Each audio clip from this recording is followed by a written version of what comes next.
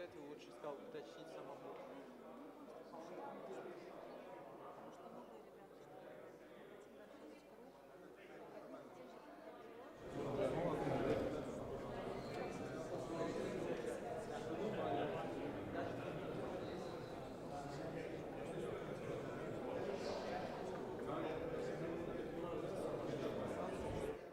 У нас, допустим, вот все эти волонтеры, они все новые.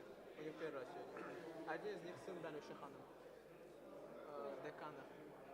Значит, вот тот, который там в синем рубашке. Это Джамил, дядя. Дядя. Да. А? А там Мугаммед, его вы знаете. Мугаммед.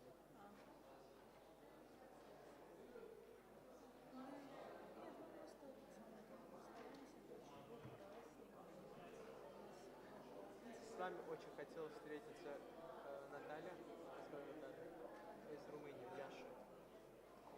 Центр мультикультурализма в Румынии. Она тут была. Она месяц осталась. С ней было трудно немножко. Из-за того, что у нее проблемы с ногой, она много не может ходить. Я забыл ее фамилию. Наталья... Людмила Баженаур. Людмила Беженаур. Да, но она говорила, что я хотел с Ириной Ханой встретиться, но, к сожалению, пока не получается. Молдаване приехали. Она сказала, можете поехать их встретить? Я говорю, да. Но у нее проблемы с ногой. Я ее когда отвозила, она сказала, молодой человек, вы опоздали на 10 минут. Пошла, пожалуйста, на меня, потом очень веселая. Она мне сказала, если вы пойдете по специальности, которую вы сейчас хотите, я вас убью. Она просто узнала, куда я поступаю. Она сказала, вы туда не пойдете. Dear participants, we are commencing our second session. Discussion topic will be the activities of the Sikh diaspora and the ongoing struggle for freedom. Now we will show the video, and after the video, Honorable Minister deliver his speech. अपने इत्तकाई सफ़र में इंसान ने मुख्तलिफ मज़ाहिब को इख्तियार किया। कायदे आज़म मोहम्मद अली जिन्ना मुसलमानों की मजहबी आज़ादी के साथ साथ अक़लियतों के मसावी हकूक़ की फराहमी के अलमबरदार भी थे।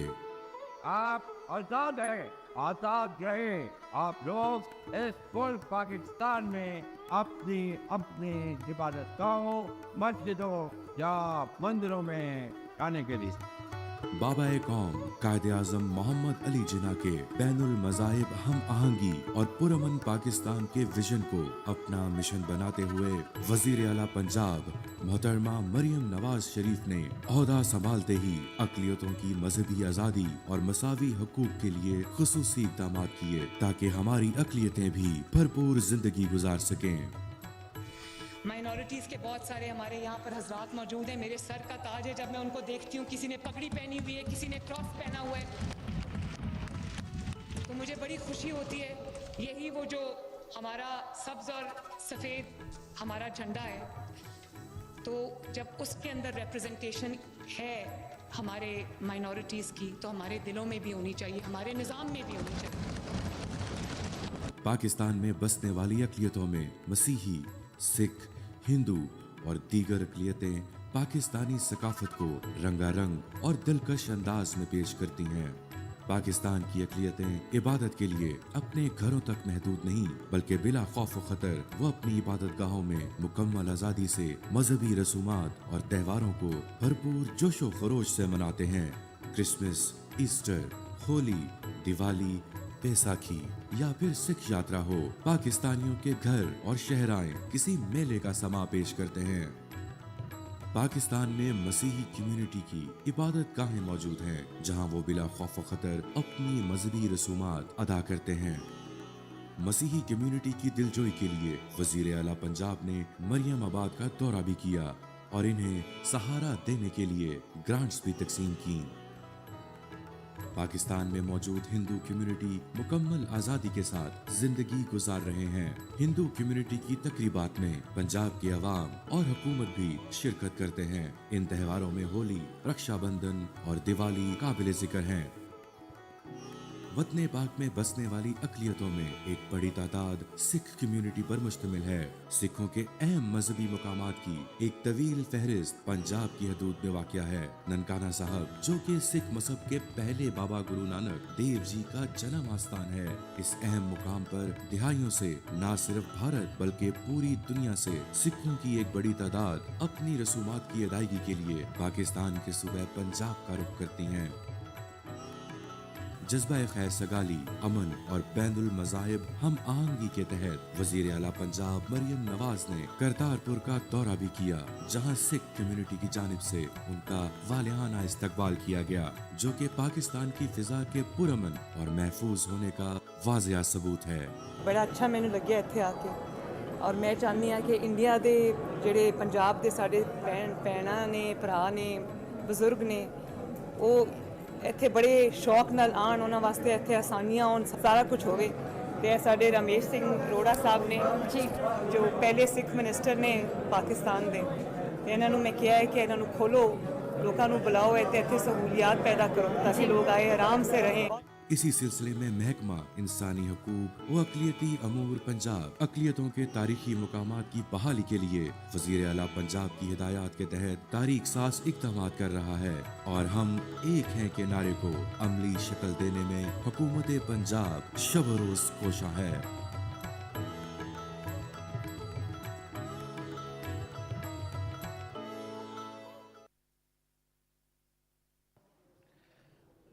Thank you very much. So, ladies and gentlemen, this is my Pakistan. This is the vision of our great founder who laid the foundation of Pakistan, Quaid-e-Azam Muhammad Ali Jinnah. This is his Pakistan, where we strongly believe that the minorities are equal citizens of the state. They enjoy equal rights in the Pakistan. Not only that, the Constitution of Pakistan categorically says, and it is enshrined in the Constitution of Pakistan, that every citizen of the state enjoys equal rights. Not only that, and I think that Pakistan would be the only country where we do have representation of the minorities, not only at the local government level, rather there are exclusive reserved seats for the minorities. In the provincial government, there are reserved seats for the minorities in the federal government.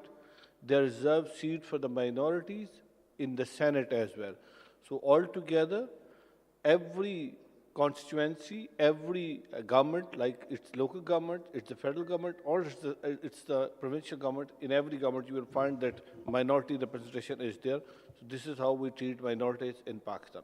So once again, it is a privilege to speak today on a matter of urgent concern, the persecution of Sikhs and other minorities in India, and the tireless efforts of the Sikh diaspora to defend justice, freedom, and dignity. Sikhism has always been a faith of courage, equality, and resilience, rooted in the teachings of the Guru Sahib, Guru Nanak Dev Ji, who traveled far and wide, including a historic visit to Azerbaijan, as highlighted by my Sikh fellow, my brother Maninder Ji, that Guru Nanak Dev Ji also visited Azerbaijan, preached equality, justice, and the protection of the oppressed. Guru Gobind Singh Ji, the 10th Guru according to our faith, established the Khalsa to defend those who could not defend themselves, teaching us that oppression must be confronted and defended.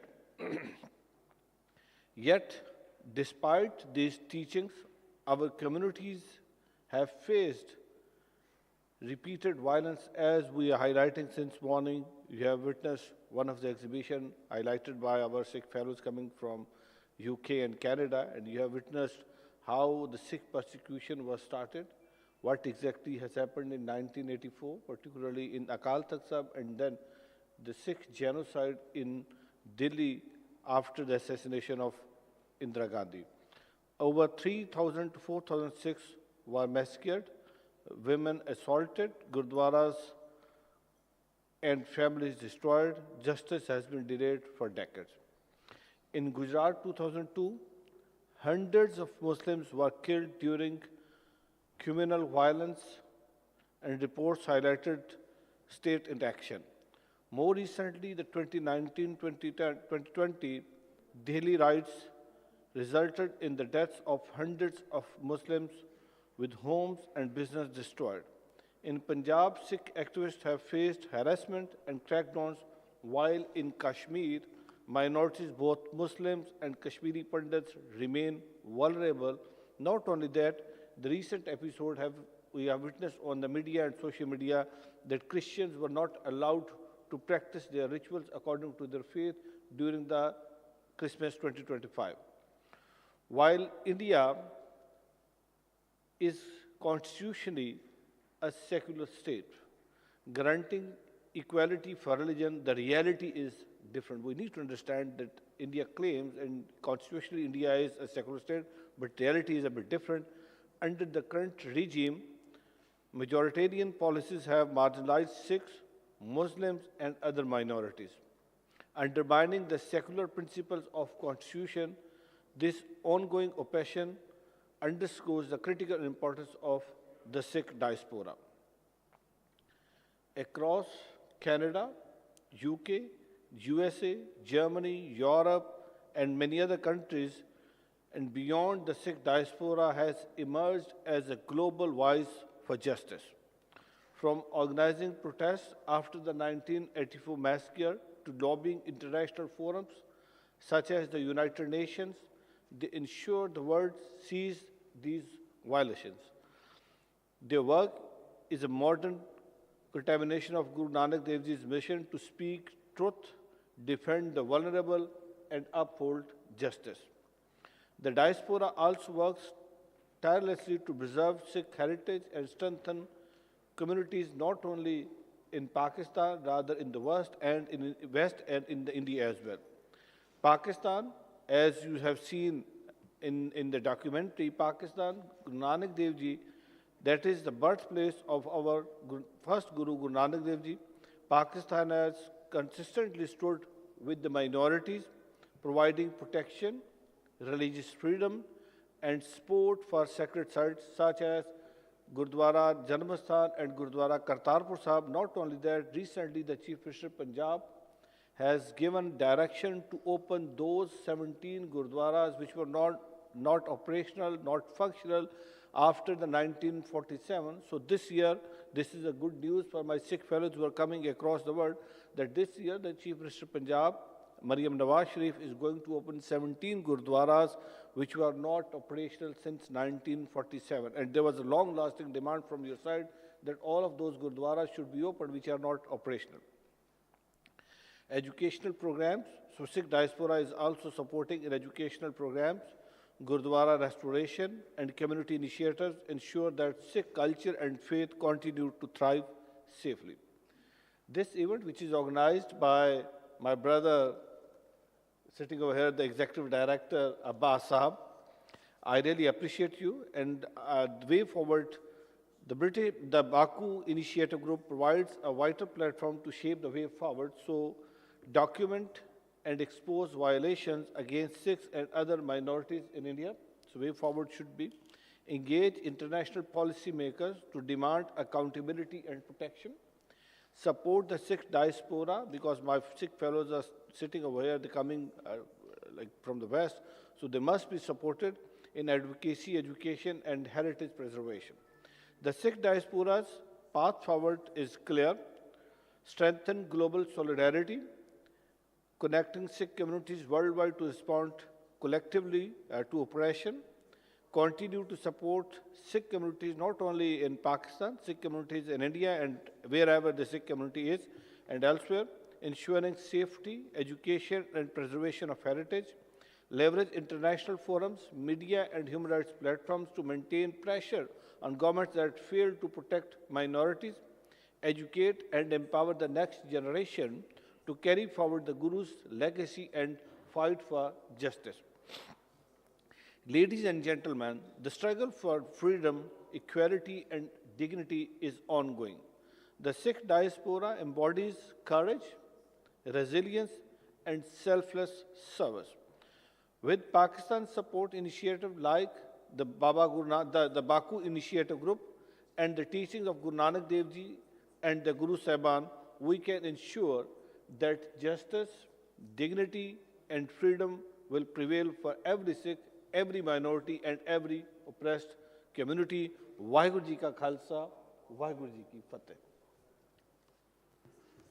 Thank you, Honorable Minister. Thank you for your thoughts and such impactful interaction in our conference. And also, thank you very much for your high appreciation of our Baku Initiative Group's comprehensive activity worldwide.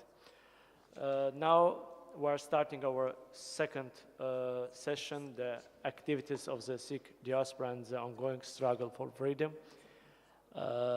During this session, we will discuss the current situation of Sikh people in Canada, US, United Kingdom, and also in India. Violations, atrocities, and other issues against Sikhs in India. And I would like to give floor to my friend, to Moninder, for moderate this session. I'd like to thank Mr. Arora for the comments and the work that he's doing in Pakistan. It's amazing work that the community there really needs to actually be seeing more of, and we appreciate his efforts and his ability to work in such an environment and bring forward the Sikh representation, the ideology, and the image as well. So thank you very much, sir, for the work that you're doing there for the people of Pakistan and also for the Sikh minority. The session that we're moving into now is the discussion number 2.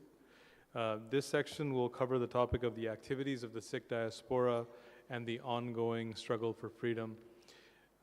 We have a few speakers that we're going to hear from. I'd like to just give you a brief overview of this subject before we start. The ongoing struggle is broad and it's spread out with many mechanisms that can be utilized globally. So we have a delegation here from Canada, the United Kingdom. We also have Sikhs in Australia and large numbers in the United States, all across Europe. So we're a global diaspora community, and mechanisms at the individual domestic level of countries, there's mechanisms politically there. Internationally, in spaces like the European Union, the United Nations, other places there are mechanisms, but the underlying strength of the Sikh community will always remain Punjab and its Sikh community. So where we have to actually start this conversation of the ongoing struggle is actually on the ground itself. That Punjab is the center of this struggle, it always will be. We're seeing more and more protests that are happening in Punjab.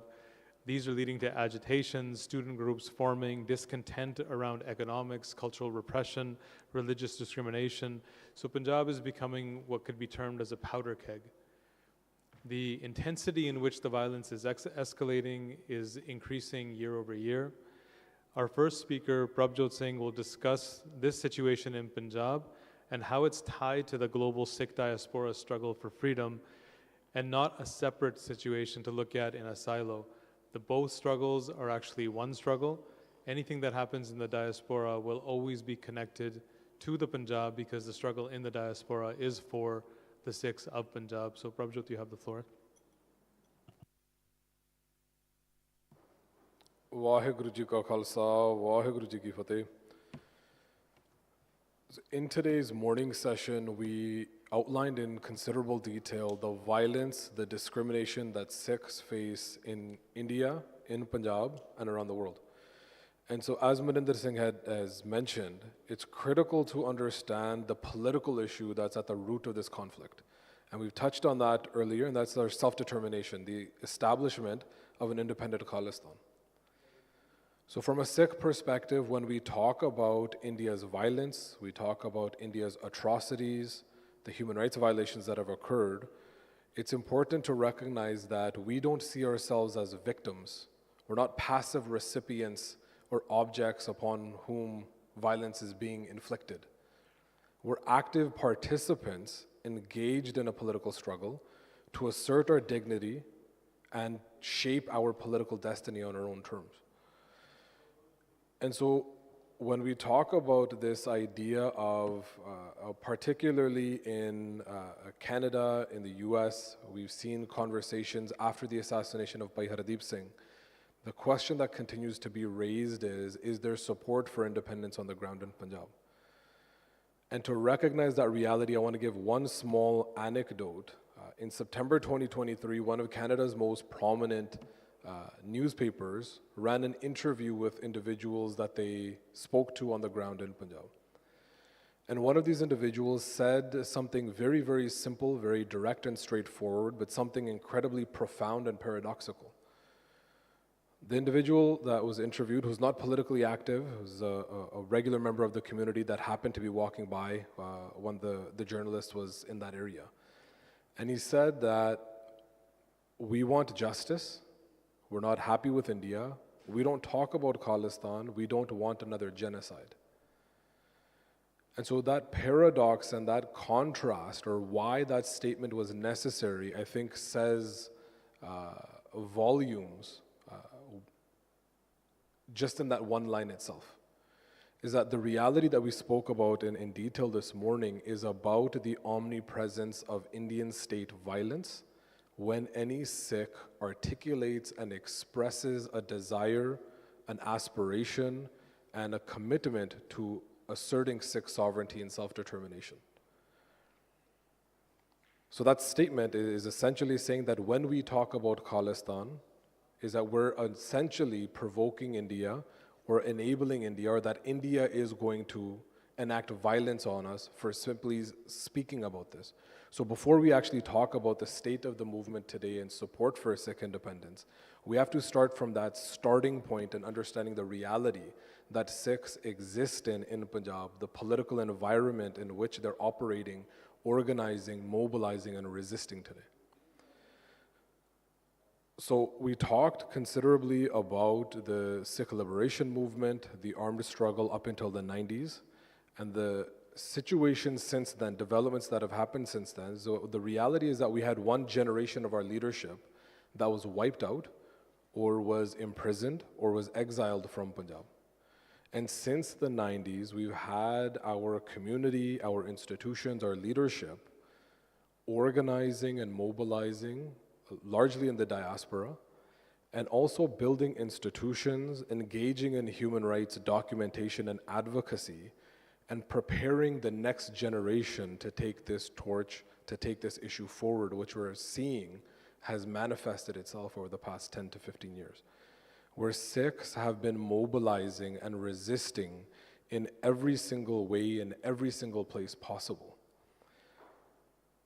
And each time you see one of these uprisings, you see these mass mobilizations, you see a response from the state, which is a massive security crackdown. You have mass arrests, you have arbitrary detentions, you have torture, you have extrajudicial killings, and this cycle has been repeating itself for many years now.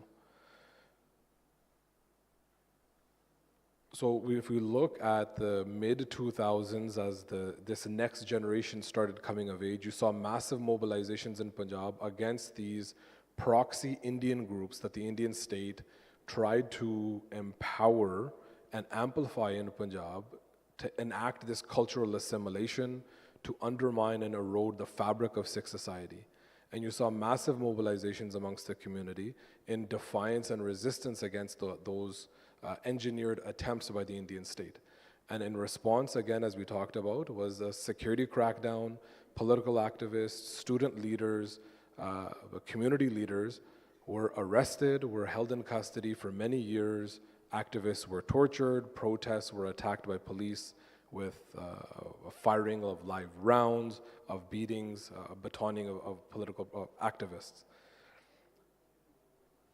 Continuing the issue, in 2012, you saw massive mobilization and resistance in Punjab in defiance of an announcement by the government of India that they were going to be executing a political prisoner that's been on death row since 1995 because of his role and participation in the Sikh liberation movement.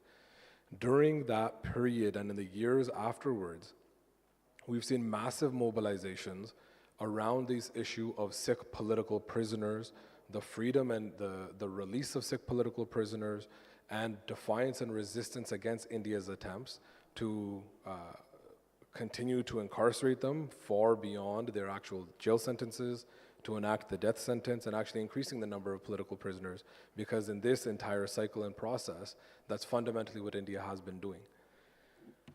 That cycle has been repeating itself over and over and over again over the past few years, and in 2021, 2022, 2020, 2021, we saw massive mobilization that many people have heard about is the farmers' protest that happened in India. And in this moment, you had a massive mobilization of all segments of society, spearheaded predominantly in Punjab and other Sikh farmers across the country, that came out in clear defiance, also snapping ties with the political mainstream and electoral institutions within India, to actually, for the first time since the BJP's rise to power since 2014, where this fascist government had to stop in its tracks when it tried to unilaterally impose its policies on the Sikh people and on India as a whole. In this moment, you saw this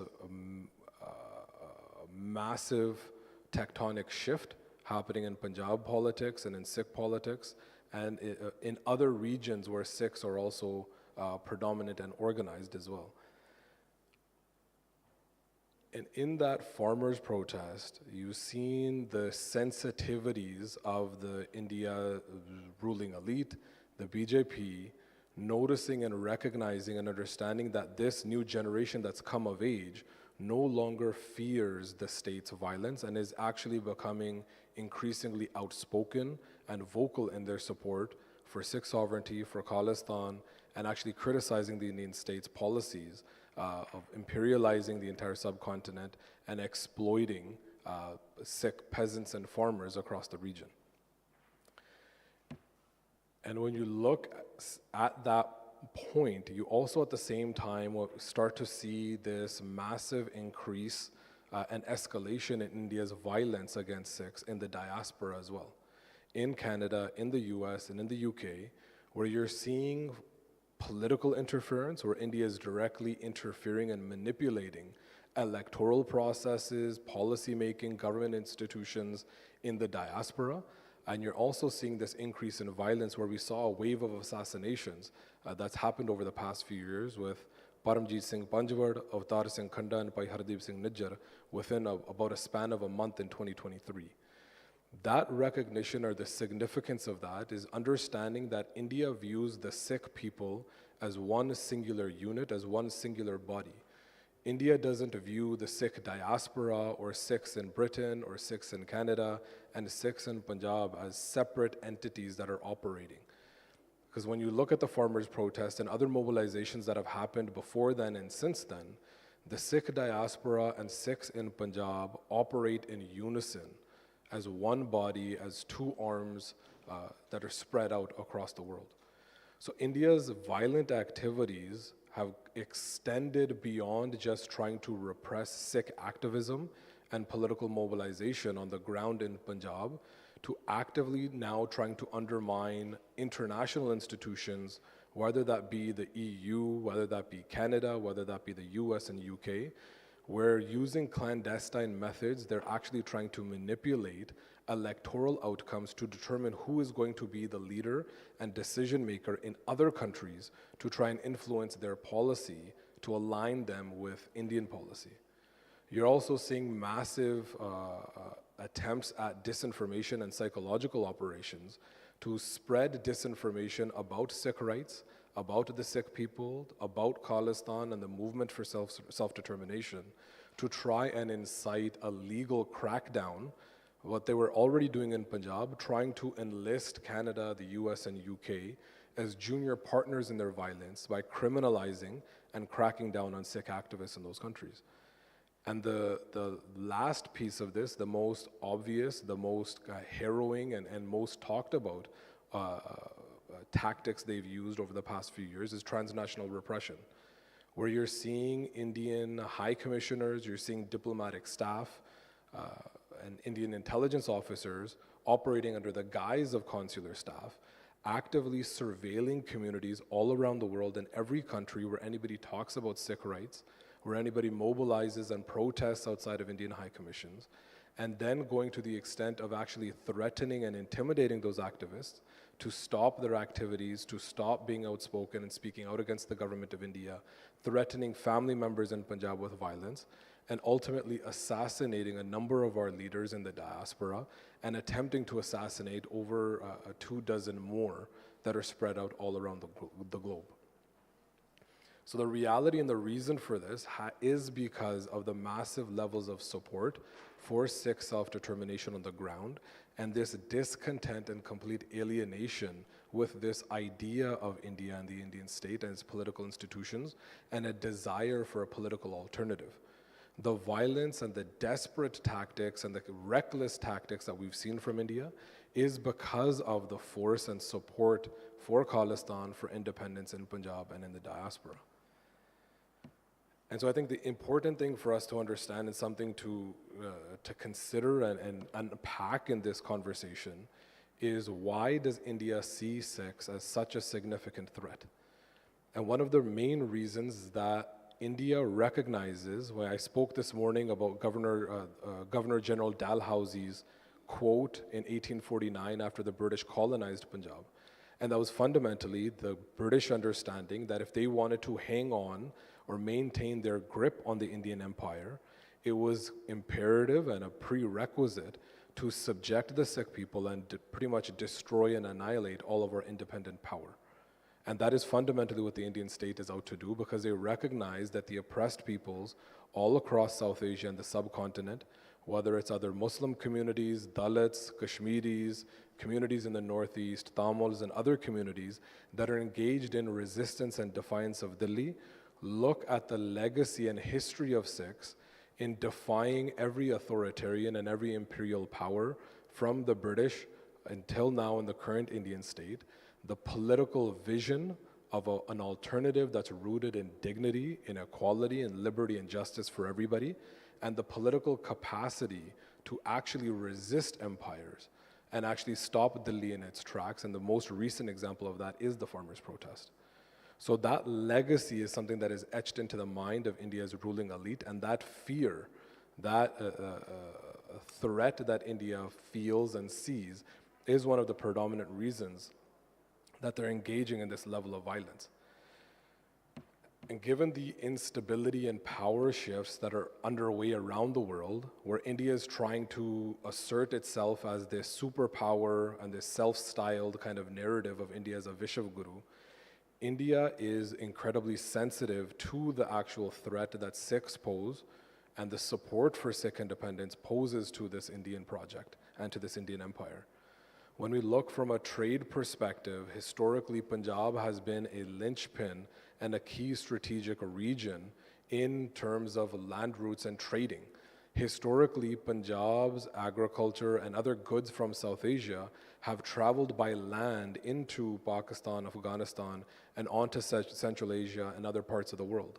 One of the key demands in the farmers' protest a few years ago was opening the border to actually increase trade directly from Punjab into Pakistan onto Central Asia, but the Indian state intentionally and explicitly is trying to actually curtail that policy or that interest and shut down trade coming into this region altogether and trying to siphon it off through other trade routes that actually go into the Middle East and Europe and bypass Central Asia altogether. From a military perspective and Punjab's strategic significance, the most clear and explicit example is the conflict between India and Pakistan in May 2025.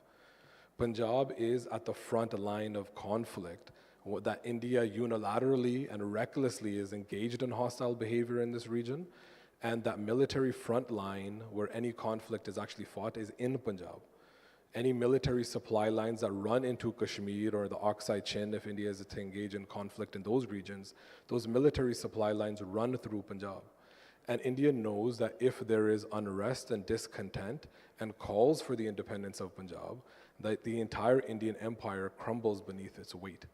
And in the conflict in May in 2025, in one of the first examples, you saw a complete alienation and frustration amongst the Sikh population in Punjab when that conflict was going on. Whereas historically, it's been a bastion of actually supporting different military efforts, Punjab was completely disconnected and frustrated with India and Pakistan's war and was actually becoming increasingly agitated. And this is something that Indian intelligence operatives and the political establishment have been incredibly sensitive and aware of. So it's important for us to recognize when we talk about violence in India against Sikhs, this is the fundamental reason, is because India wants to maintain its grip on the entire region as an empire and to maintain its inequitable, hierarchical political structure that oppresses all peoples of this subcontinent. And fundamentally, that this support and the political capacity and mobilization of the Sikh people in Punjab and the diaspora is what is leading to all of this violence that's happening. So I'm going to hand it over to the chair and leave my comments there so we can engage in further dialogue on these issues and some back and forth. And my colleagues will speak specifically about some other initiatives of the Sikh diaspora around the world.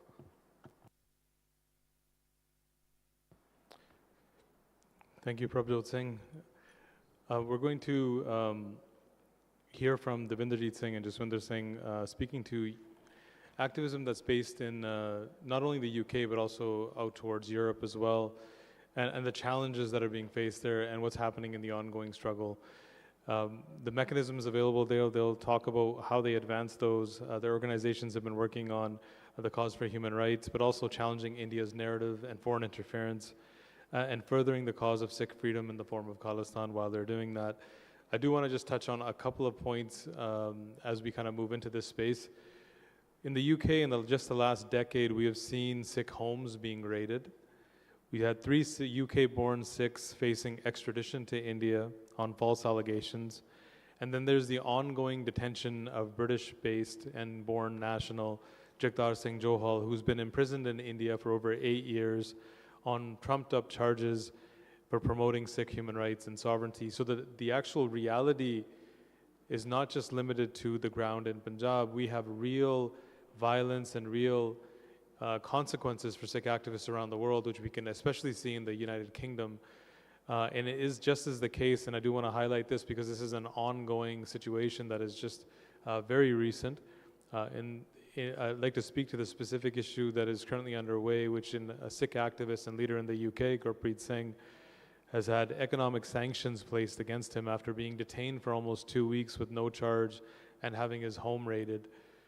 India provides information to countries with significant Sikh diasporas in an attempt to silence Sikhs by pushing them into a corner, showing them that they have no recourse, they have no justice.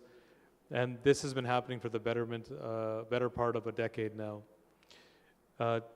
In this situation in particular, as is the case of Gurpreet Singh, such behavior by India is expected, but other governments to bend the knee to India and then to actually go along with these types of things and sanction Sikh activists, put them on no-fly lists, try to extradite them in other countries, having their homes raided. These are all telltale signs of India exerting pressure and foreign interference in countries in the Western fold, in the diaspora, where Sikhs are a large population.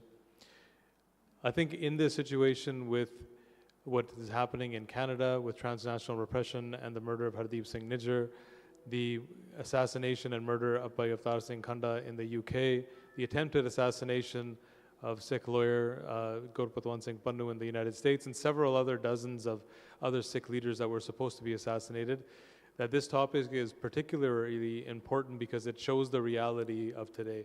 It shows what happens when you speak out, and it shows that this is not just limited to the Punjab. So at this time, I'd like to turn it over to Devinderjeet Singh to speak to some of these issues in both the UK and Europe and the work that's being done, and along with him, his colleague Jaswinder Singh, when he is finished.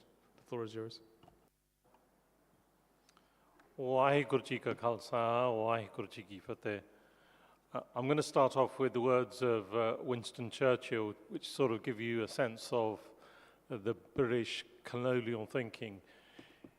He said, even after Indian independence, he goes, the key to India will always be in London. That was his mindset. We sort of partly believe that as well, but in a funny way. We think the UK has an important role as a permanent member of the UN. It has a moral and legal responsibility towards the Sikhs because of the history we talked about this morning. But while I'm going to focus on the diaspora in the UK, you will find that some of the things that Prabhjot Singh said is an issue happens in Punjab, it affects us across the globe. Issues that happen in the UK or Canada or America to Sikhs impact in Punjab. We cannot be separated from the land of our gurus. But the history of the Sikh diaspora in the UK is the first recorded Sikh settler in Britain was Maharaja Dalip Singh, the last ruler of the Sikh kingdom. He was exiled in Britain after the two Anglo-Sikh wars and the annexation of the Sikh homeland in 1849. So he's the first recorded settler. The sad part to this is he was converted to Christianity. He was a young child. But his tragedy is also a tragedy for the Sikh nation because he refound his Sikh faith. He tried to reclaim his kingdom. But when he died in 1893 in a hotel in Paris, Britain, with that mindset they've always had, didn't allow his body to be sent to his homeland and be cremated. They took his body from Paris to a place in Suffolk and buried him as though he was a Christian, even though he had adopted his Sikh faith. That's really important because that's where our history can be traced in the UK today, our lost kingdom.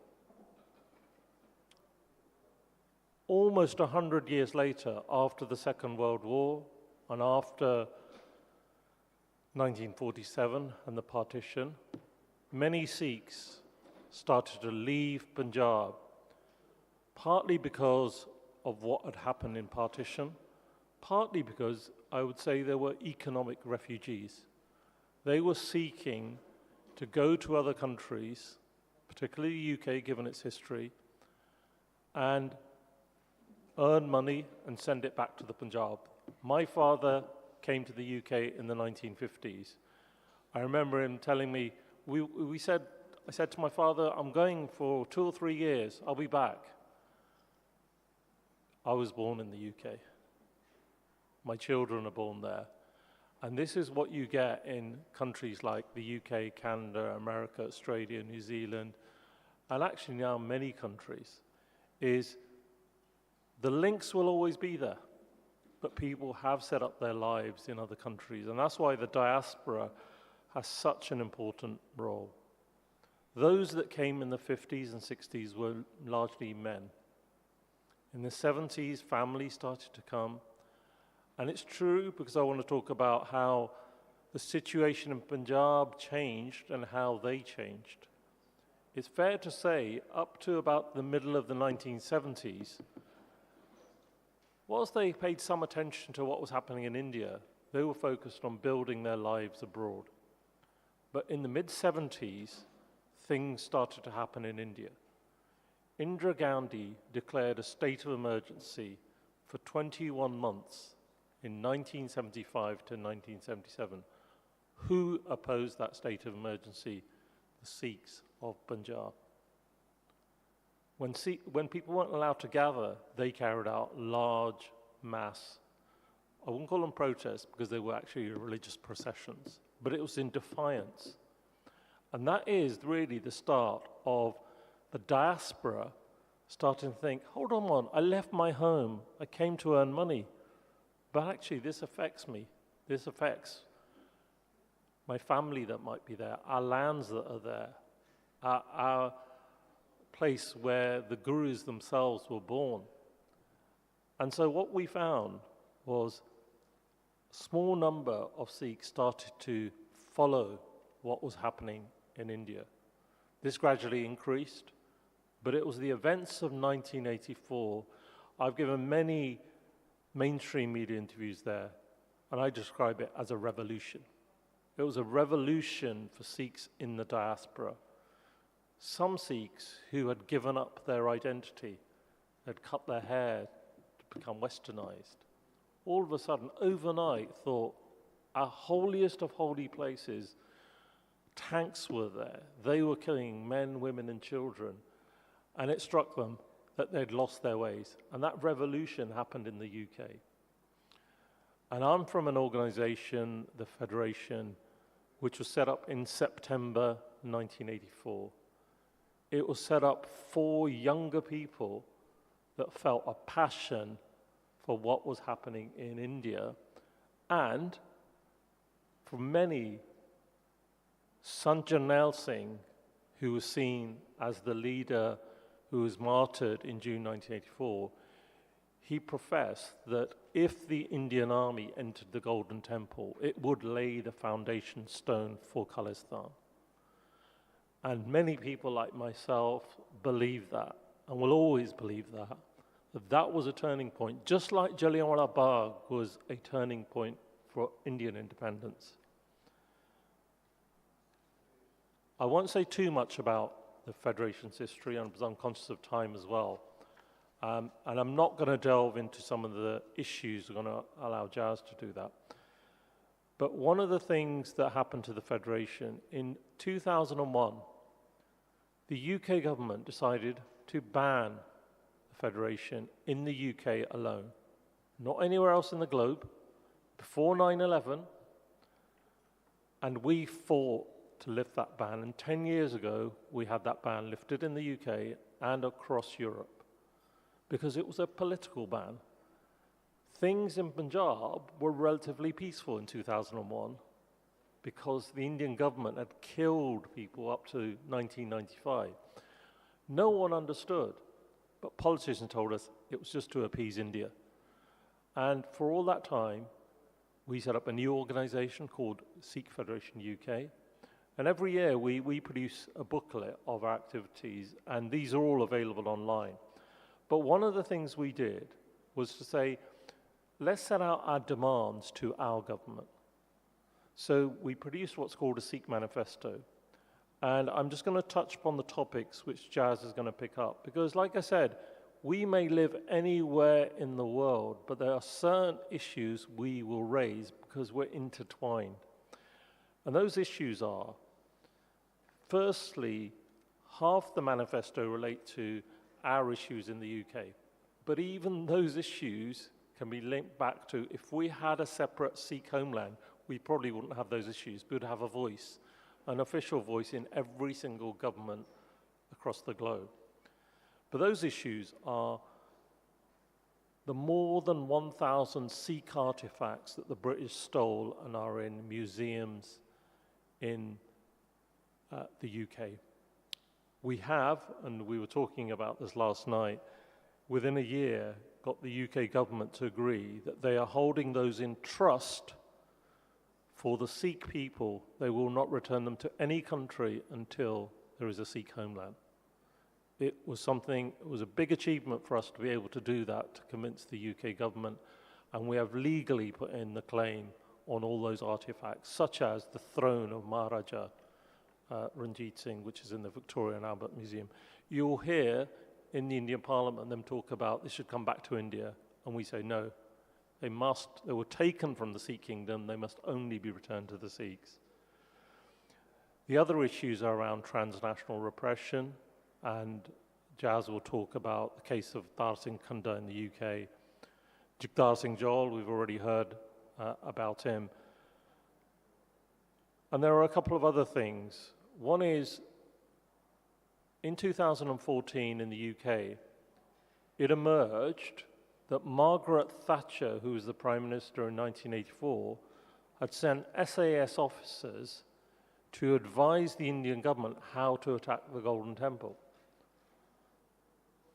I'm going to return to Winston Churchill's thinking. The key to India will always be in London. So even in 1984, India was appealing to, Indira Gandhi was appealing to Margaret Thatcher to advise how to attack the holiest of holy places in Amritsar.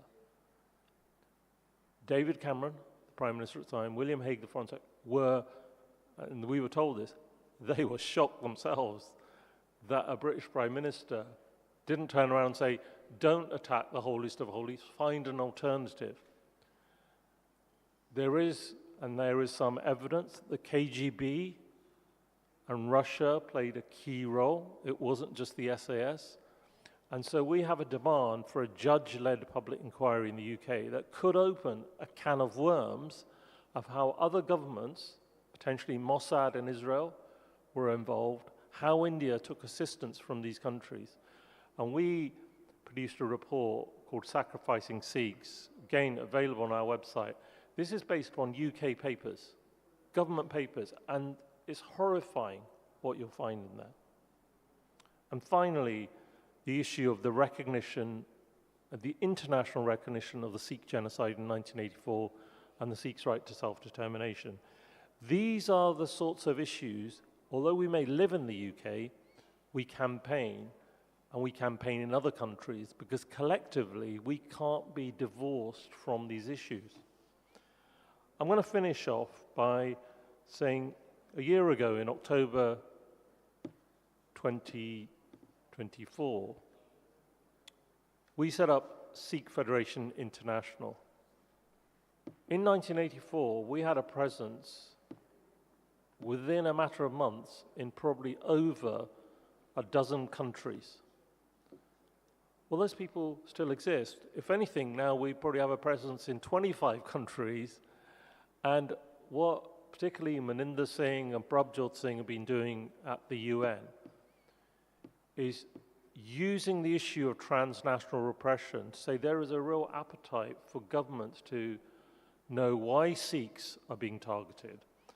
And I think this is probably the start of a dialogue today that we want to carry on here and elsewhere, because people are genuinely interested in the Sikh struggle.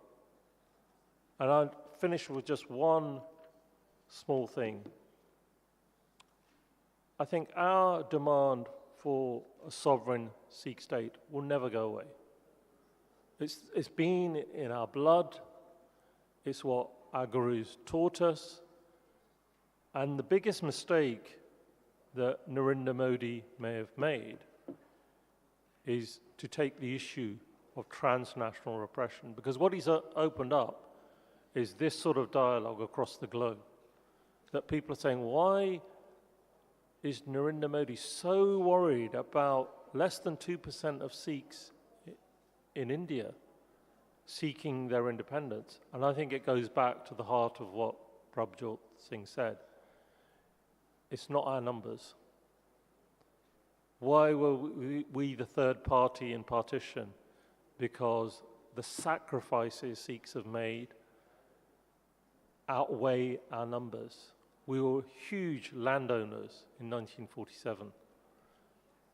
And I think that sort of history really bothers India, that if Sikhs were to get their independence, you could see the breakup of India. But similarly, they also know they may have to concede the argument for Sikh independence to retain what credibility they have in the rest of India. So this is what we're trying to get to grips with. I'm going to stop there, and shall I just hand over to Jazz to delve into one of the topics? Thank you. It's an interesting morning, and I've been looking at many of you to sort of absorb, probably the first time you've heard the sorts of atrocities and the history that have affected the Sikh community, which is a fairly small community, although we're very distinct, very small in number. We're probably the first group of Sikhs many of you may have encountered in Baku. But I would request that from what you've heard today, do go and do some research on the Sikh struggle for freedom, for sovereignty, maybe even the 1984 Sikh genocide and the attack on Harmandir Sahib. But take what you read with some caution, because there has been 40 years of demonization by the state to suppress which are legitimate rights of a nation. Sikhs are a nation. We have our distinct language, we have our distinct history, we have our own culture, we have our own religion. All of the criteria that is required under any international law, including the UN.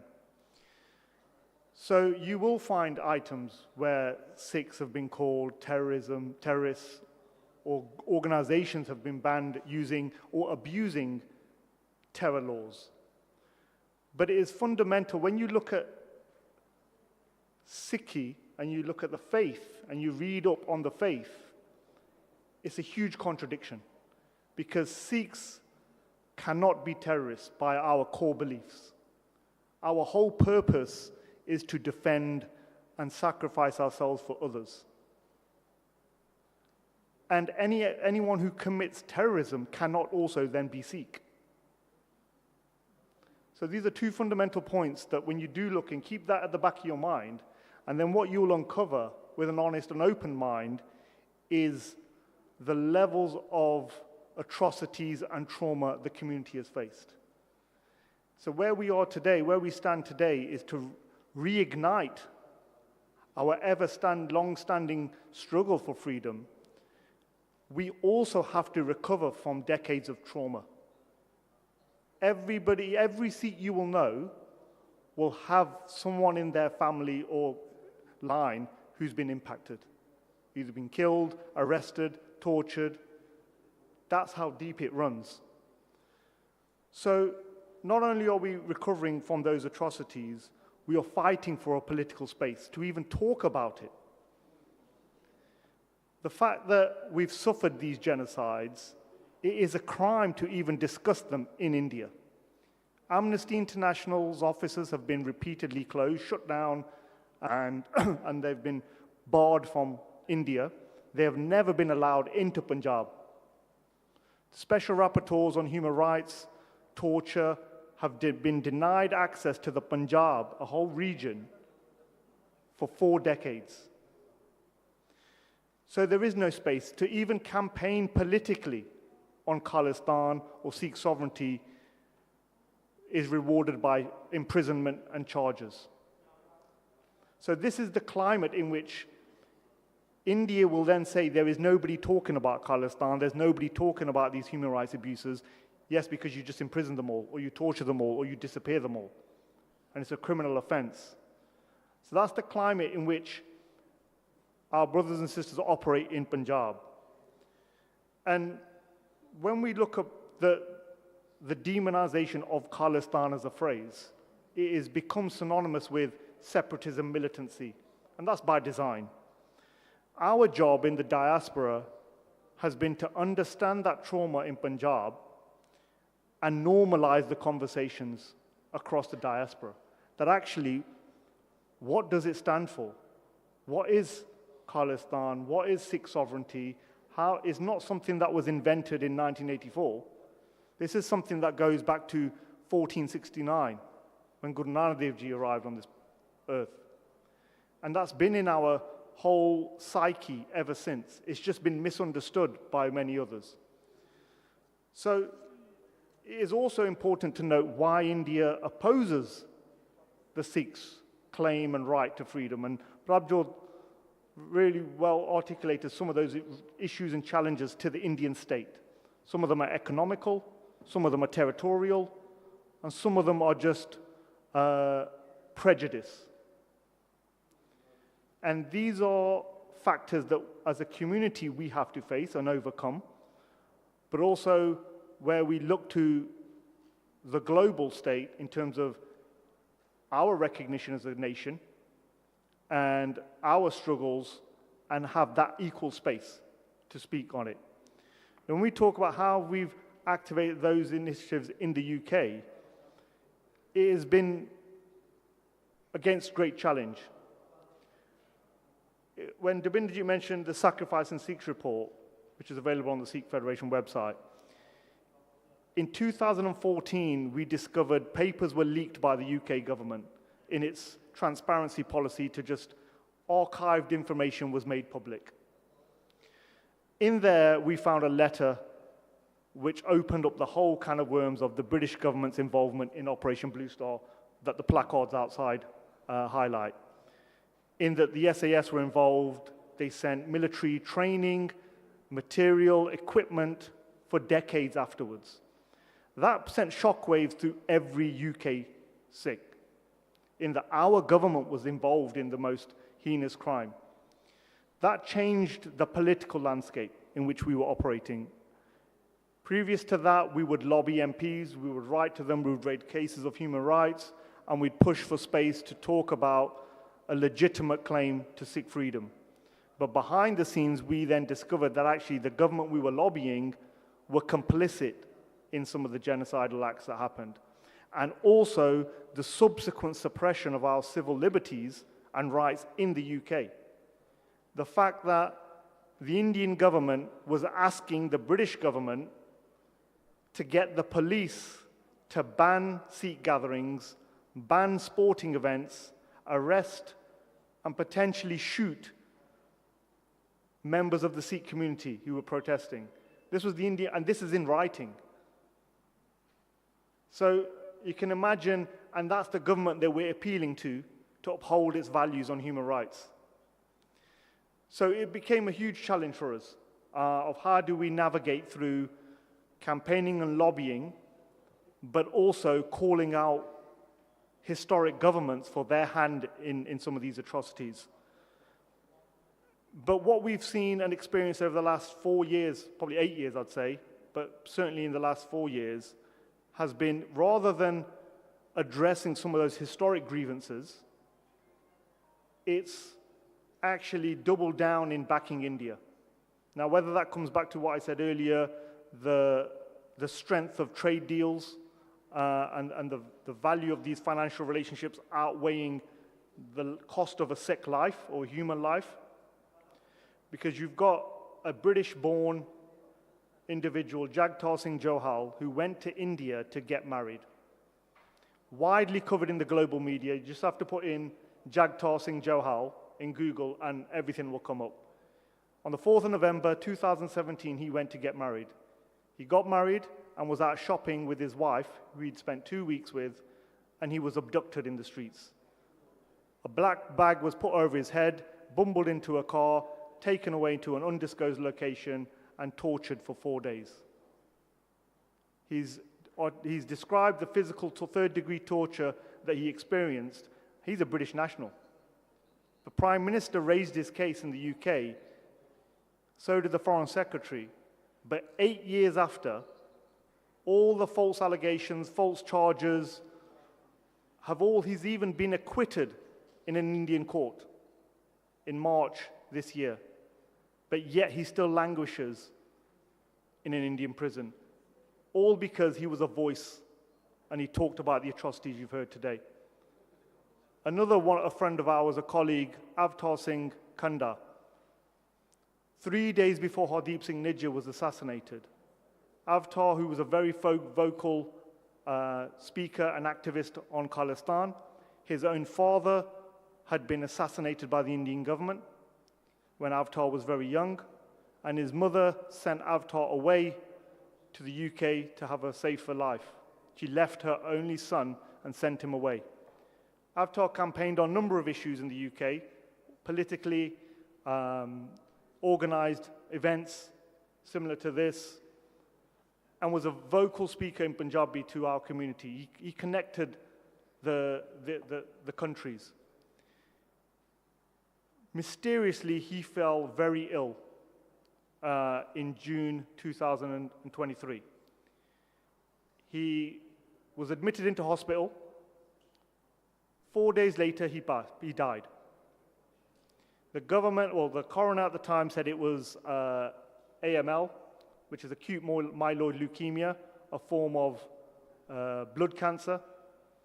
But any pathologist, any scientific evidence Very rare cases can you see such a deterioration from somebody being actively fit, talking, and then being deceased 3 days later. Avatar was made, now you might think, okay, someone's got blood cancer, okay, it's rare, but maybe it happened. But the context is important. Avatar was declared enemy number 1 by the Indian state in March of that year, 23. All because of what was happening in Punjab and the fresh uprising of the youth rejecting the state's infiltration of drugs and alcohol and realizing their faith and their demand for freedom. There was an uprising in Punjab. To quell that uprising, they think the same tactics of the 80s, sent in the police, media blackout, shut down Punjab for 3 days. The internet was disconnected. This is last year, in March 2025. The internet was cut, and they sent a huge operation force into Punjab to arrest Amritpal Singh, who was the leader of this young youth movement, an associate of Avatar. He evaded the police for 4 weeks. Avatar was pressurized to disclose his location, of which he was completely unaware. Even his family were arrested, detained, and threatened. His mum and his sister were threatened with rape in Punjab police custody. Now, this continued for a few months, and suddenly Avatar gets ill and passes away. 3 days later, Hardeep Singh Nijjar is killed in Canada, shot down. We now know that the Indian government had a direct hand in his killing. And questions are now being raised with the British government of what did they know of the Indian government's involvement in the case of Avatar Singh Kanda. So these are examples of transnational repression that we're facing today. At the same time, we're fighting for a space to lobby and campaign. Maninder Singh mentioned the case of the 3 individuals born in the UK who were attempted to extradite to India. That case failed, but the attempts have not stopped there. We get regularly censored on social media. We're regularly denied platforms and media presence, which is why events like this, I think somebody asked the question, do these help? Absolutely they help, because it gives us an opportunity to talk, speak our truth, and let everyone else make up their minds. We've also seen a huge infiltration of pro-Indian campaigners, agents into Sikh gurdwaras, Sikh institutes, all to deflect and distract from our true cause, which is this campaign for freedom. As a minority community, as a volunteer group, we have very limited resources. So if they are then split and diverted, it slows down the campaign, which has all, again, been a tactic of the Indian state. So these are some of the challenges that we have, and how we're trying to overcome them is always through collective meeting, understanding, setting our goal, our objectives, and events like this and groups like the Baku Institute can play a critical role here, because foreign governments, foreign think tanks, human rights organizations, the more they amplify the voice and ask the right questions, there's only so many people India can silence. So I think the one thing I'll leave you with all today is to please look into the atrocities that have happened to the Sikhs. Keep an open mind, but raise your voice, speak up on them. Your conscience won't allow you to remain silent once you read some of these stories. And these are people that, there's a list of them that goes on, but the 2 examples are people that are from our own circles, friend circles. In other circumstances, they could have been sitting here today. So I think when people in academia, people in government, people in human rights organizations write on issues and reference India, then using the Sikhs case study, I think is paramount and critical. Because of the history of the Sikhs, the history of our sovereignty and our independence gives you a huge position to start from. So I think they're some of the challenges that we're facing right now. How do we overcome them with governments that are complicit and also intertwined with India on trade deals? It's very difficult, but we are continuing that. We're having challenges with the typical European countries, the superpowers in Europe, but in the global context, we are also very mindful that things can change very quickly. And we just have to be prepared and ready with as many supporters and allies that we can connect with, that we raise our voices. So thank you very much. Thank you, Jazz, for those comments. I do know that there's a couple of other people that wanted to speak, so I'm going to turn over to, I believe, Gurnishan Singh to make a comment here on the ongoing discussion that's happening. Gurnishan Singh is heavily involved in Sikh organizations in Canada, our places of worship through Gurdwaras, and in youth initiatives as well. So I will pass it to Gurnishan Singh. Thank you, Bhai Maninder Singh. Waheguru Ji Ka Khalsa, Waheguru Ji Ki Fateh. I'll try to keep my comments brief, but I just wanted to expand on a little bit of what's been said already and just connect it to some of the activities that we have ongoing in our community in Canada and Ontario in particular, around Toronto. Bhai Maninder Singh had mentioned earlier a very important point, that even for our parents' generation, a lot of individuals that left Punjab to come to the West, to come to Canada or the US or England, for a lot of individuals it was for a better economic life. For a lot of individuals it was also fleeing persecution and genocide. And that hasn't changed and actually has accelerated more now. We've talked about the rise of drugs that are being brought into the community in Punjab, the economic prospects that are being cut out for the local individuals that are living in Punjab right now, Sikhs that are living in Punjab. There isn't an option left for a lot of individuals. When families look to their kids to see what their future is going to be like in Punjab, the prospects are very bleak, and that's by design.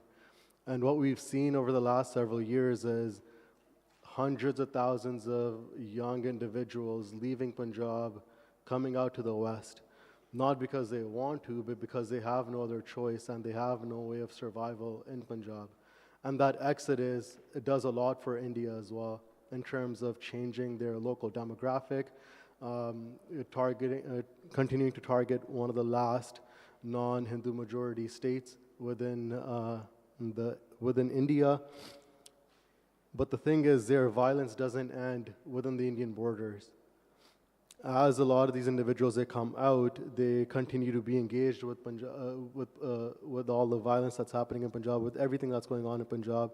They continue to stay engaged with the issues on the ground, and that is not something that India finds acceptable as well. And that's part of the reason why we see a lot of the violence that's coming out in Canada now as well. The continuation of targeting of Sikhs outside of Indian borders, the transnational repression, what Prabjot Paji was mentioning beforehand, the omnipresent violence that individuals in Punjab live under. India is trying to extend their hand now to out in the diaspora as well. Because India has seen over the last 2 or 3 decades what the diaspora has been able to do is to continue to keep the movement alive. The Sikhs have only become more resolute in their fight and struggle for Khalistan. They haven't slowed down. Even during the farmers' protest, the diaspora was largely the backbone of that entire protest as well, supporting it in any which way that they could, be it to either fly down and be present on the ground or support it financially or donate from food to whatever was necessary to keep that protest going for months on end on the streets of Delhi. When we see a lot of these things that are happening, connecting to all these individuals that are coming from Punjab is extremely important. A lot of these individuals also have grown up under a false history as well, like how Bhai Maninder Singh had mentioned in the past. even events, significant events like the November 1984 genocide, they're labeled as riots. A lot of our history is actually twisted and turned and is actually taught in a very different way on the ground. So it's also an opportunity for us to engage with all these individuals that are coming down, tens of thousands. The number for international students, individuals that are between the ages of 17 to 19, since 2021 to now, we've had over 200,000 to 300,000 Sikh individuals that have come to Canada. So on the ground, we see that as an opportunity as well to engage with them and also to make sure that they stay connected with Punjab and the issues on the ground. So organizing events in our place of worship in our gurdwaras has been extremely important. Hosting regular events in commemoration of our shaheeds has also been extremely important as part of our activity on the ground. This rise in activity, though, hasn't come without its consequences. Like I mentioned, one side is a direct threat of violence from India. The second side is also, given the geopolitics and how important South Asia is becoming, Canada is also trying to cozy up to India, and a consequence of that is basically the Sikh voices. Canada is now moving in a direction where they're trying to repair their relationship with India, and as a result, they're working closely with Indian law enforcement agencies, where it's becoming easier for Indian law enforcement agencies to look at individuals that are organizing in Canada against India and use pressure on Canada to target them further. Our places of worships are being threatened to get their special tax status revoked, so long as that they continue to talk about Khalistan and also about Sikh activism. So it has been, the situation is always constantly evolving. The Sikh community stays resolute, but the work on the ground is also extremely important. And one of the most important things, I guess, I think that I'd want to mention is, a lot of the times India tries to mention that this idea of Khalistan is a foreign idea. It's an idea that only exists in the West. But this is an idea that's very much connected to the ground. Every individual that's coming and joining and living in the diaspora now, that's coming from Punjab, their fight and their struggle towards Khalistan has been resolute, and they're joining along with the rest of the community. And India is trying to shut them down by a threat of violence. Thank you. Waheguru Ji Ka Khalsa, Waheguru Ji Ki Fateh. Thank you, Gurnashan Singh, for those comments. We are moving closer to closing the session, and we have a few minutes left here. I'm just wondering if there's any questions or discussion points from anyone else that would like to raise something at this point. Yes, please go ahead. Thank you. I am from Baku State University, Nargiz Nagieva. What lessons can modern societies learn in terms of state violence and minority rights? Thank you.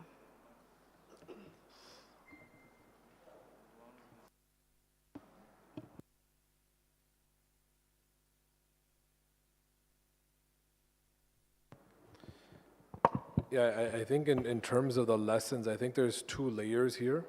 And I think there's a positive lesson from the Sikh perspective, and then the negative lesson of what we shouldn't do from India.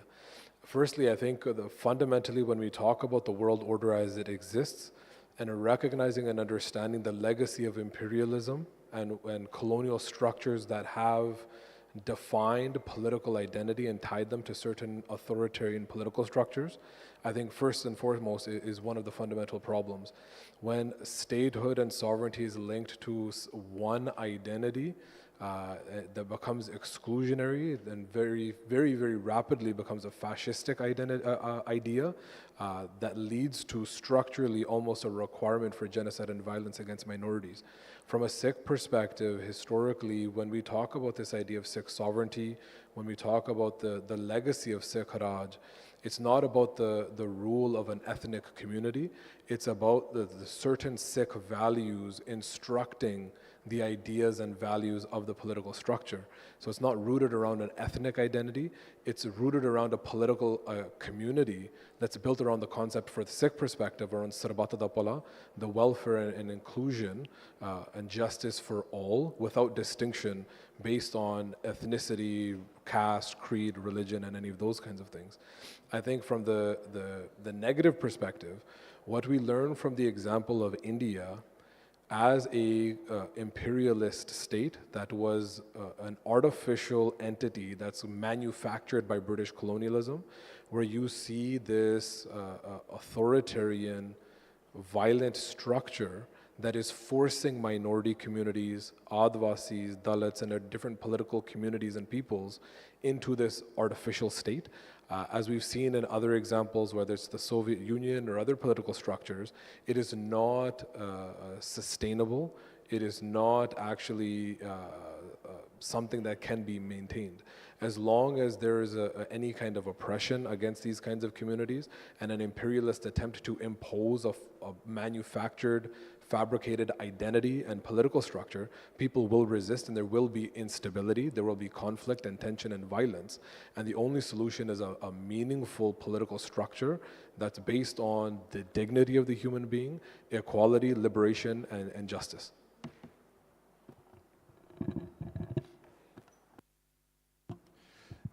I just wanted to add a couple of points to that and the early discussion as well.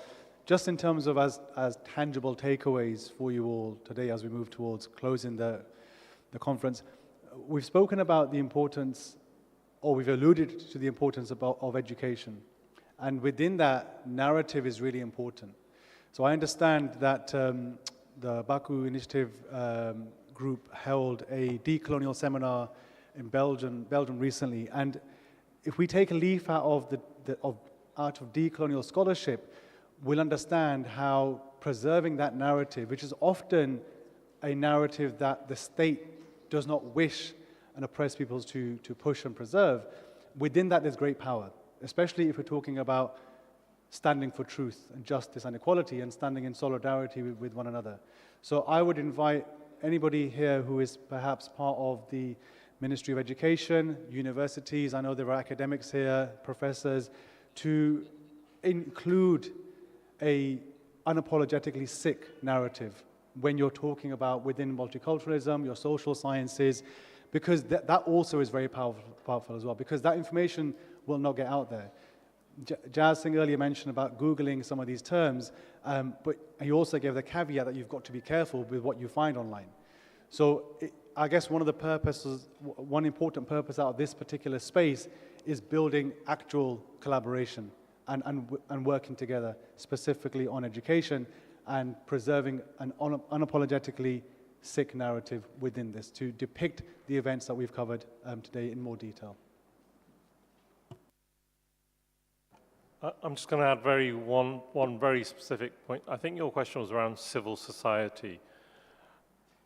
I think if you look at the world today and you look at state threats, so this is going broader than just Sikhs, civil society is crucial because states can pose a threat in many countries to minorities. Because, unfortunately, the way the world is going, and India is a good example, but there are many other countries that look to the majority, and as far as they're concerned, you can do anything then to the minorities. This is happening across the globe. And it was the point Ranveer Singh made. I think civil society need to question the narrative pushed by any states about minorities and actually listen to the minorities themselves. And maybe this is where this organization is really pushing the boundaries to actually say, yes, there was a system that came out the Second World War, the 5 permanent members, the United Nations, but actually there's something missing. That something missing is there are lots of people and lots of countries that believe that the system we've had now doesn't really work because certain states have too much power or they can get away and do things.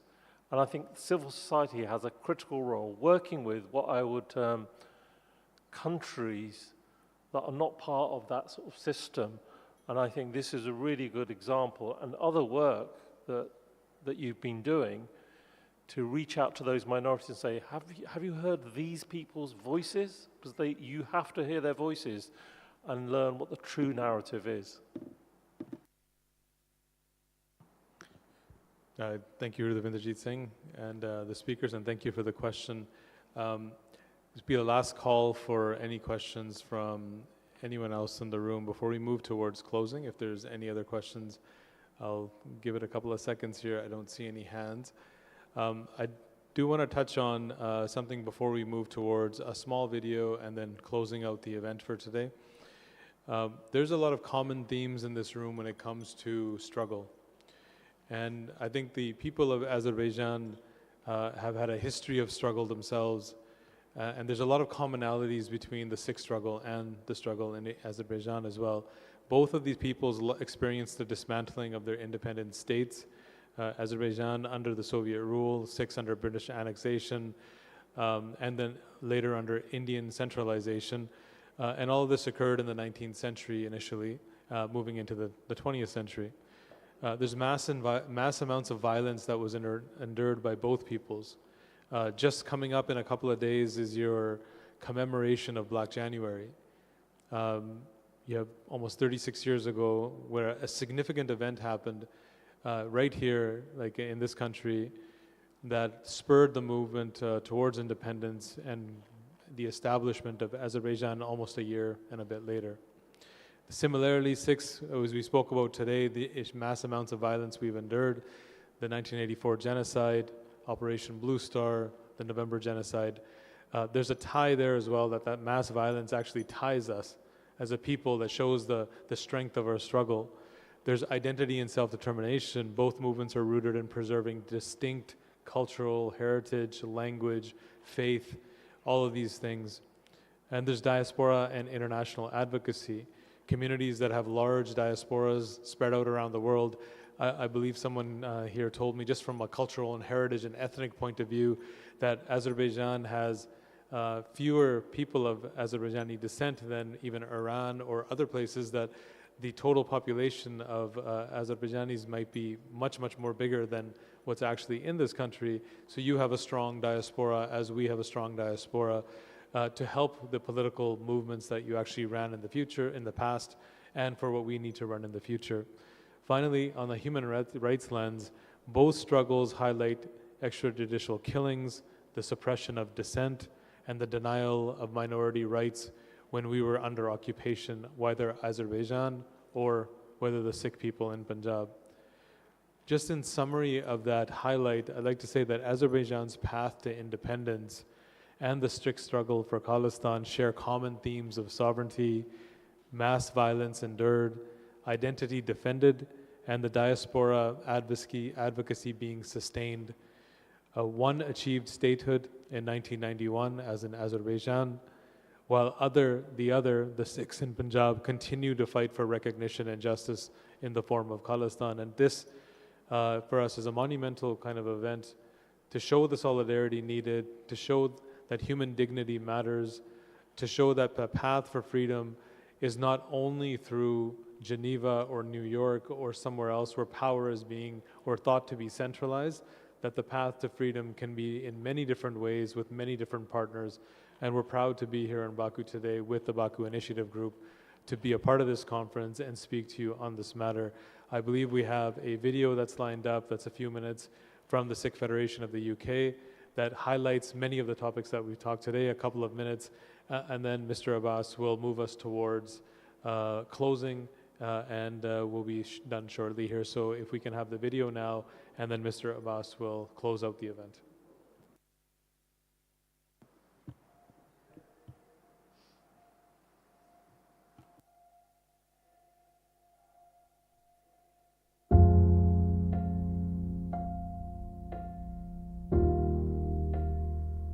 Devil's daughter, sullied reputation, dripping with corruption, returned power infected, aching for retribution.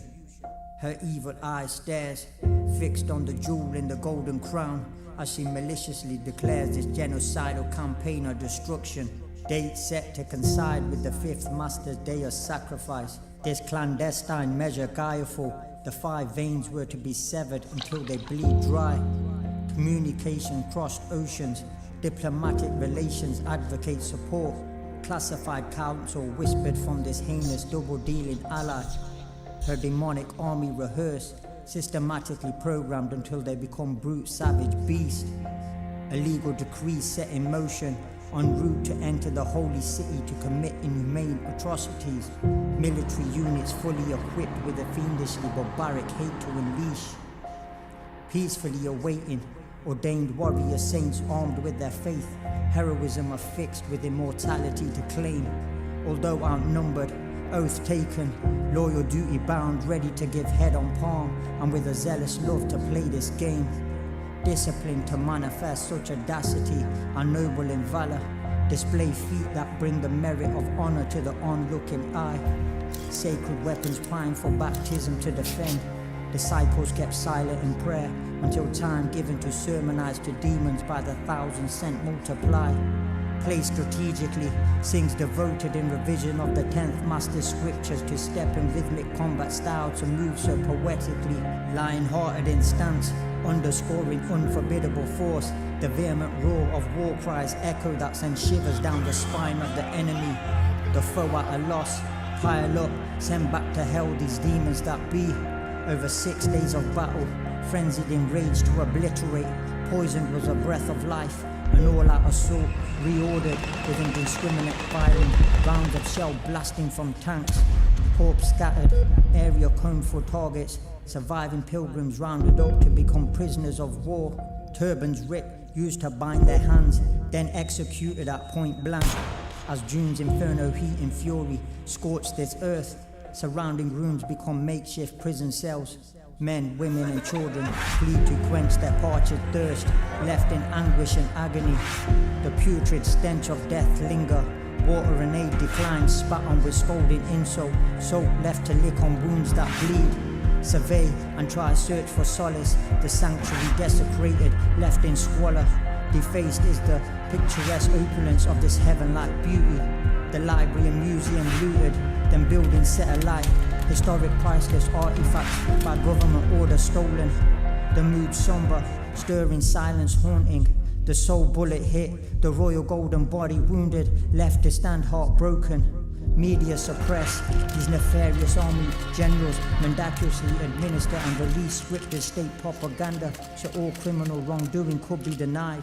Sacrilegious acts committed, tear-filled eyes witness this horror, forever traumatized, thousands brutally annihilated. This is oppression truly defined, so let us assemble under the banner of the Panth to never forget the sacrifices and raise our crowned heads high in remembrance, with demanding cause passionately amplified, with resolute for justice and our given right for independence.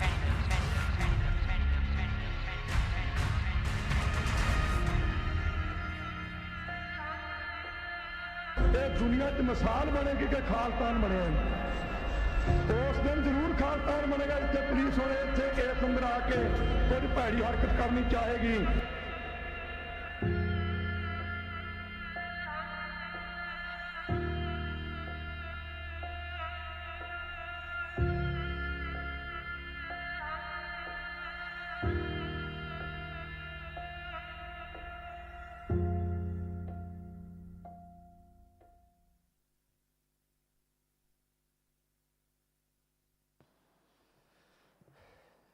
Thank you for sharing with such sensitive video. Esteemed participants, I would like to thank all of you for such impactful speech, thoughts, and engaging interactive dialogues. The Baku Initiative Group and global Sikh organizations urge governments, civil society, and global institutions to stand with Sikhs around the world. And now, I would like to draw your attention to the accepted final statement of this conference. Baku Initiative Group and Sikh Federation International call for global action for anti-Sikh violence. Baku Initiative Group and Sikh Federation International call for global action for anti-Sikh violence.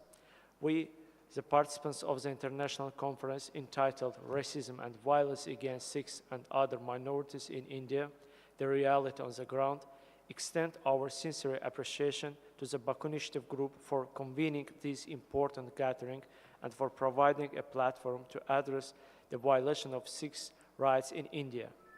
BIG's commitment to elevating the voices of neo-colonial affected nations is critical, and we commend their leadership in bringing global attention to these urgent concerns.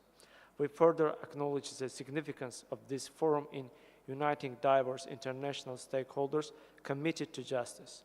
We call on the global community to address the ongoing impunity against Sikhs in India, including surrounding the 1984 anti-Sikh massacres in India.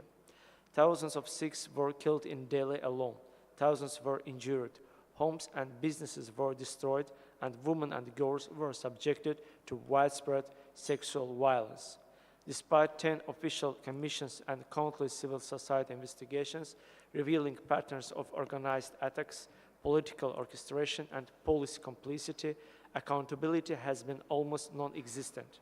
No senior political figure or police official has faced justice. Hundreds of cases were deliberately closed without investigation, evidences were destroyed or manipulated, witnesses were threatened, and many perpetrators were promoted to higher political office.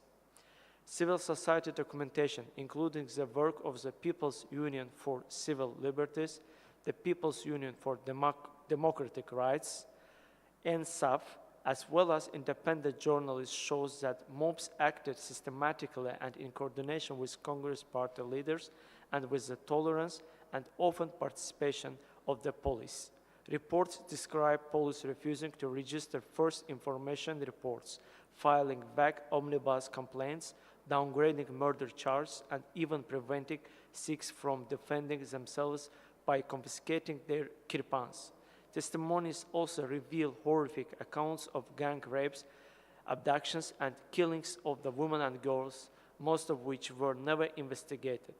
The state's own commissions, Misra, Nanavati, Kapoor Mittal, Jan Baniger, Poti Rosha, identified serious failures, but their findings were repeatedly ignored, blocked, or neutralized.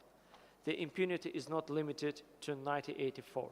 The systemic inability and unwillingness of authorities to prosecute violence against Sikhs has created a cycle of repetition and normalized state tolerance for mass atrocities. Meanwhile, Sikh activists' voices face increasing repression. Peaceful advocacy for human rights or Khalistan is routinely labeled extremism, enabling arbitrary arrests and transnational pressure on diaspora communities. Broad counterterrorism laws are used to silence dissent, while victims of past atrocities continue to fight simply to have their cases heard.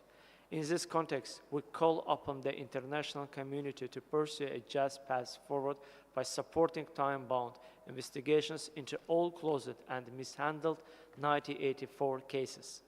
Prosecute political leaders and police officials responsible for planning, enabling, or covering up the violence, ensure justice and reparations for survivors of sexual assault, create credible witness protection mechanisms, and enact a strong law against communal violence that makes state officials accountable for failure to prevent or stop attacks.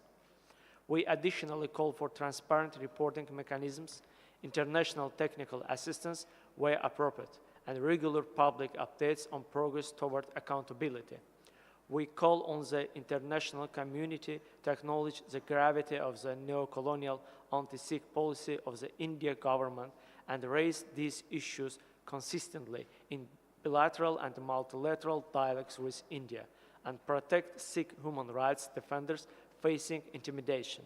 International institutions should assist with documentation, preservation of evidence, and truth-telling initiatives to safeguard historical memory. Justice delayed has become justice denied. The continued absence of accountability for century-long persecutions deepens the suffering of survivors and increases the likelihood of renewed violence. The Baku Initiative Group and Sikh Federation International urge governments, civil society, and global institutions to stand with Sikhs. Thank you for your attention. So, we can conclude. If somebody has some remarks on closing our conference, please feel free. Yeah, please. First of all, thank you for all the informations. My name is Naila Mamadova. I am a lecturer at the Azerbaijan University of Languages. So before my question, let me just list some facts about the Azerbaijan. There are more than 30 ethnic groups in Azerbaijan, and Muslim, Catholics, and Protestants, even Jewish people live in Azerbaijan.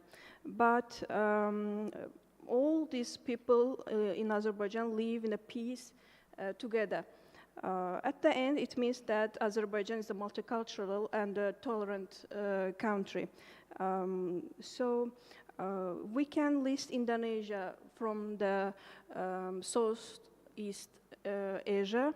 In Asian people, Indonesian people, population of Indonesian people is 286 million, and there are 1,340 ethnic groups lives in Indonesia.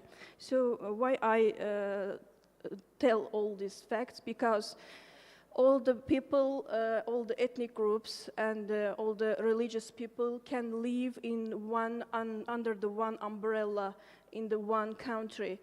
So my question is that both Azerbaijan from Europe and Indonesia from the Southeast Asia can live in the one umbrella, but why India cannot hug all the religious people and all the ethnic groups together? So can you please? It was an interesting question, thank you. Yeah, so I would just echo again some of the comments that I made earlier. I think it's a really, really important question about why is there this issue in India and it's not in other places. For example, when we look at the history of our region, our homeland in Punjab, when Sikhs were able to exercise their sovereignty during Sarkar-e-Khalsa before British colonization, there was an incredible amount of diversity within the community. It wasn't only Sikhs who lived there. We were actually, in terms of demographics in our population, we were a minority, but it was still considered a Sikh empire. The reason for that is because there's a fundamentally different concept of political community and political structure in the Sikh philosophy and way of life, and our conception of sovereignty and political order. The idea of political community isn't rooted around one identity that everybody needs to be excluded from or assimilated to. And the political structure is premised on a prerequisite or a requirement to enact justice, dignity, and liberation for all peoples. So I think there's definitely different political structures and possibilities of communities to coexist, which from the Sikh perspective is the highest responsibility of Raj, of sovereignty, of any kind of political structure. Unfortunately, in the case of India, for example, firstly, it's a completely artificial political entity and a construct that was created for the very first time in history by the British colonizers, where it's a completely centralized state where Delhi, which is governed and controlled by a small sliver of an elite ethnic community that it pretty much imposes its political will on the entire subcontinent. And it's also premised on this delusion of Hindutva or Hindu nationalism, where it's premised on this requirement to exclude anybody who doesn't fit this mold of Hindutva, Hindu nationalism, or to assimilate all peoples to become subordinate or parts of that broader Hindu fold that's a part of the imagination of the RSS and the BJP. So I think fundamentally that's the issue here and why this political structure is not viable going forward into the future. Thank you so much. And if I'm not mistaken, so I want to say thank you in Punjabi language. So, Dhanwadji.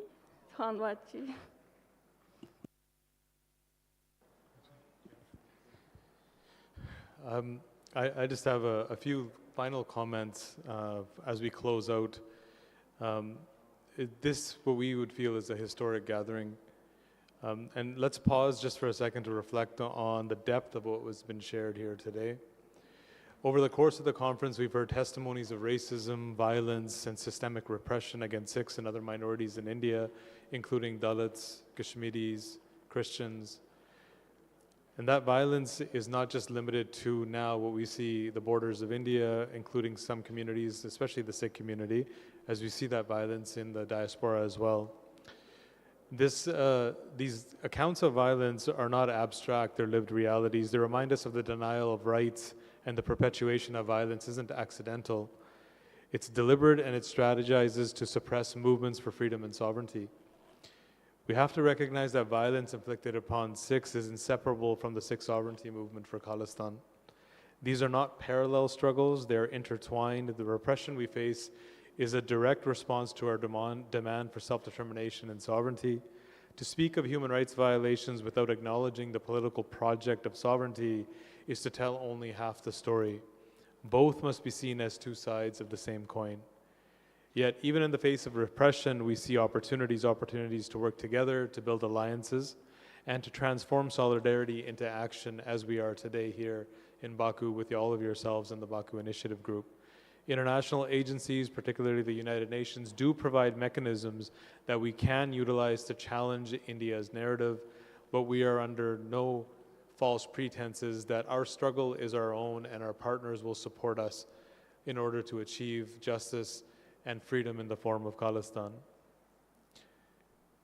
I think when we get together, our voices are amplified, where documentation of abuses are done, the struggle can be elevated, and where accountability can be demanded. These are all spaces that we strive for. These mechanisms are imperfect, but they are tools we must wield strategically at this time.